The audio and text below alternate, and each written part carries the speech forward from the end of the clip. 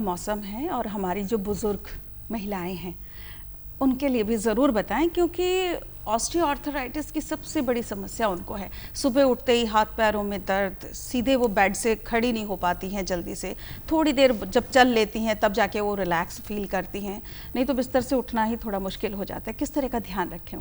देखिए, विंटर के सीज़न में तो वैसे हम सभी को ध्यान रखना चाहिए, एक्स्ट्रा केयरफुल रहना चाहिए, क्योंकि कुछ बीमारियों का डर थोड़ा विंटर में in comparison to the other season बढ़ जाता है। अगर मैं बात करूं कि हाई ब्लड प्रेशर के पेशेंट्स, या मैं बात करूं हार्ट अटैक का डर या स्ट्रोक का खतरा बहुत ज़्यादा बढ़ जाता है, क्योंकि कहीं ना कहीं मैं रोक रही हूँ, हार्ट अटैक की जब भी बात आती है तो लोगों को लगता है कि महिलाओं को कम होता है। देखिए, ऐसा होता है कि इसका भी एक कॉज होता है, थोड़ा सा तो ये मेडिकली रिलेटेड है, क्योंकि जो हमारी एनाटॉमी होती है, यानी जो हमारा बनावट होता है, मेल और फीमेल में ये डिफरेंस होता है कि जो मेल की वेसल्स होती हैं वो लार्ज वॉल्यूम की होती हैं, फीमेल्स की थोड़ी सी स्मॉल वॉल्यूम की होती है। बट फीमेल को एक दूसरा बेनिफिट ये मिलता है कि उनकी बॉडी से हार्मोन्स ईस्ट्रोजन रिलीज होता है, जो कि एक तरह का डायलेटेशन का काम करता है, यानी कि वो उस वेसल्स में से जो ब्लड फ्लो आता है उसको डायलेट करके भेजता है।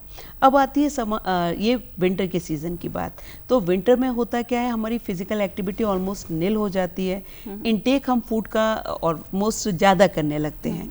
और अगर आपको ब्लड प्रेशर का खतरा इसलिए बढ़ जाता है कि जब आपके वेसल्स में कॉन्ट्रैक्शंस आता है, यानी कि सर्दियों में हमारी ब्लड वेसल्स सिकुड़ने लगती हैं, सभी की, मेल हो या फीमेल। लेकिन फीमेल की बॉडी से ऑलरेडी ईस्ट्रोजन रिलीज हो रहा है, तो वो डायलिटेशन का काम कर रहा है, तो इसलिए उन्हें इन कंपैरिजन टू मेल थोड़ा हार्ट अटैक का पॉसिबिलिटी कम होता है। बट आप ये कतई नहीं कह सकते कि फीमेल को हार्ट अटैक नहीं हो सकता, क्योंकि अगर वेसल्स सिकुड़ रही हैं तो प्रेशर हार्ट का दोनों पर ही पड़ता है, मेल पर भी फीमेल पर भी। इसीलिए ब्लड प्रेशर के साथ साथ अगर आपको कोलेस्ट्रॉल भी है या शुगर का प्रॉब्लम है तो हार्ट अटैक की पॉसिबिलिटीज़ विंटर्स में बढ़ जाती हैं।